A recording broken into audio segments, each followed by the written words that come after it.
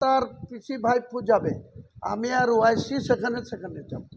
যে মাঠে অভিষেক বন্দ্যোপাধ্যায় 29 তারিখে আমতলায় 50,000 লোক করে, আমি 1 লক্ষ লোকের জমায়েত করে তার মিটিং করবেন।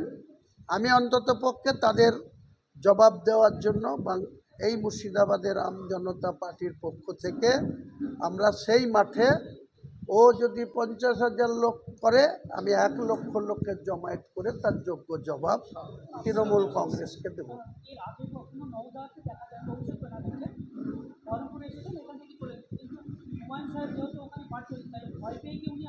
তাছাড়া আর কি, এখন অনেক কিছু দেখতে পাবেন।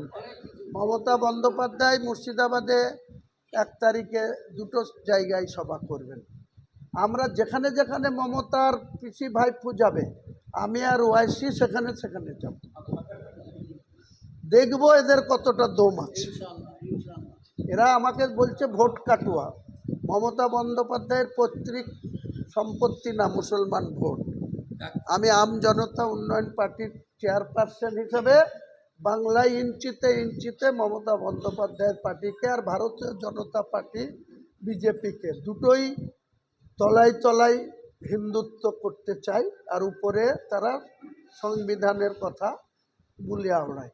কাজেই ওরাও সাম্প্রদায়িক, এও তার মাসি। কখনো কখনো দেখবেন অভিষেক আর মমতা ব্যানার্জির গোসা ভাঙাতে আমাদের কত কাঠখড়ি পোড়াতে হয় বাংলার মানুষকে। কখনো মমতা বন্দ্যোপাধ্যায় রেগে যান ভাইপুর উপরে, আবার ভাইপু পিসির উপরে। আমাদের দলে ওসব কিছু থাকবে না। আমরা নতুন দল করে, আগেই বললাম, বাংলায় কেন ভারতবর্ষের ইতিহাসে অনেক দল আছে, অনেক দল রেজিস্ট্রেশন হয়েছে।